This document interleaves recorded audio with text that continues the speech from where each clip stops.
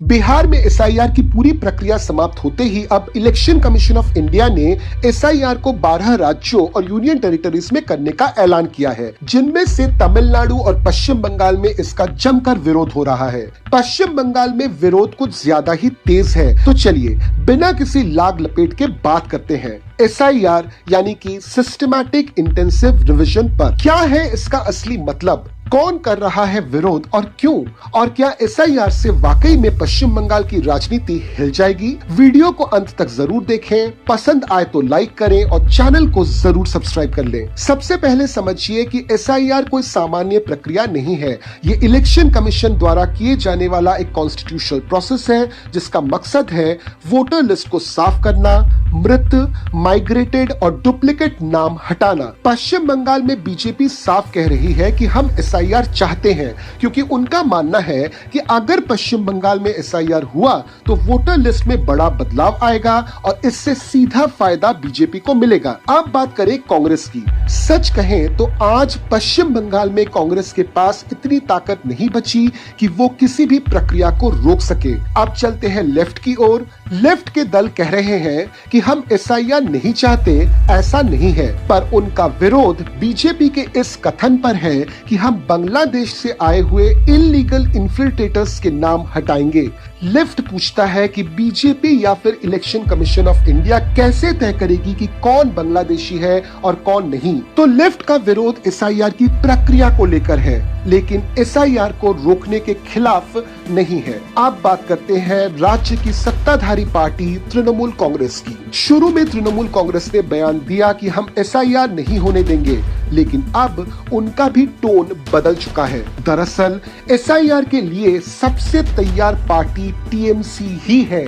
उन्होंने पहले ही administrative reshuffle कर दिए हैं। बूथ लेवल ऑफिसर्स के साथ अपने लोगों को जोड़ लिया है। बूथ लेवल एजेंट्स को पहले से ही ट्रेनिंग देकर तैयार कर लिया है। यानी बाहर से वो जो कुछ भी कहे कि हम विरोध कर रहे हैं, मगर अंदर से उनकी तैयारी पूरी है। अब सवाल है फिर पश्चिम बंगाल में एसआईआर को लेकर इतना विरोध क्यों? पहला कारण इलेक्शन पॉलिटिक्स। चुनाव से पहले हर पार्टी को एक मुद्दा चाहिए। अगर बीजेपी कह रही है कि हम एसआईआर चाहते हैं, तो टीएमसी को कहना ही पड़ेगा कि हम एसआईआर नहीं चाहते, क्योंकि यही है राजनीतिक गणित। दूसरा कारण मीडिया और पब्लिक डिस्कोर्स में बने रहना। अगर वे एसआईआर पर बात नहीं करेंगे तो अपना रिलेवेंस खो देंगे।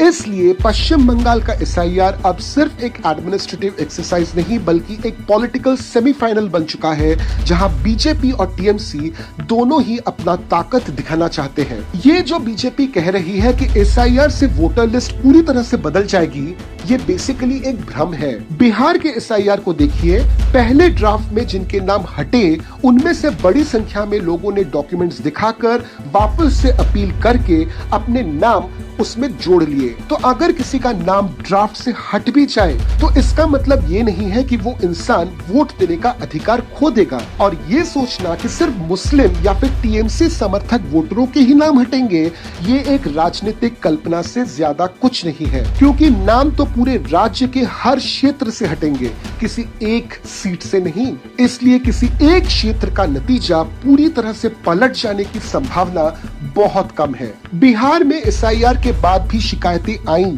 कुछ डुप्लीकेट नाम बचे, कुछ जेन्युइन नाम गलत तरीके से हटे।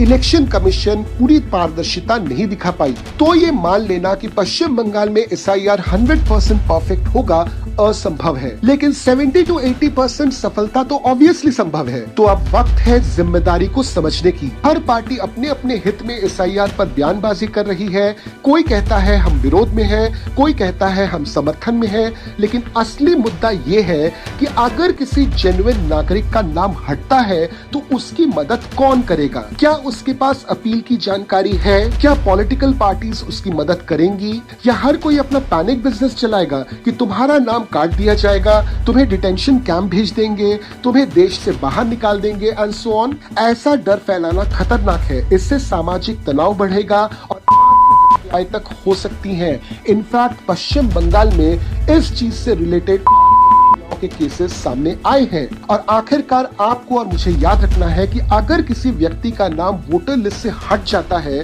तो इलेक्शन कमीशन उसे देश से बाहर नहीं निकाल सकता, उनके पास ये अधिकार है ही नहीं। तो फिर एसआईआर अच्छा है या बुरा, ये तो एक अलग मुद्दा है, लेकिन इसे रोकने की ताकत किसी के पास नहीं है। सवाल बस एक ही है कि क्या हम सुनिश्चित कर पाएंगे कि किसी भी जेन्युइन मतदाता का नाम वोटर लिस्ट से ना हटे। अगर आप भी मानते हैं कि वोटर का अधिकार सबसे ऊपर है तो इस वीडियो को जरूर शेयर कीजिए, कमेंट में हमें बताइए आपकी राय, और अगले एपिसोड में मैं आपसे मिलता हूं एक दूसरे टॉपिक के साथ। जय हिंद।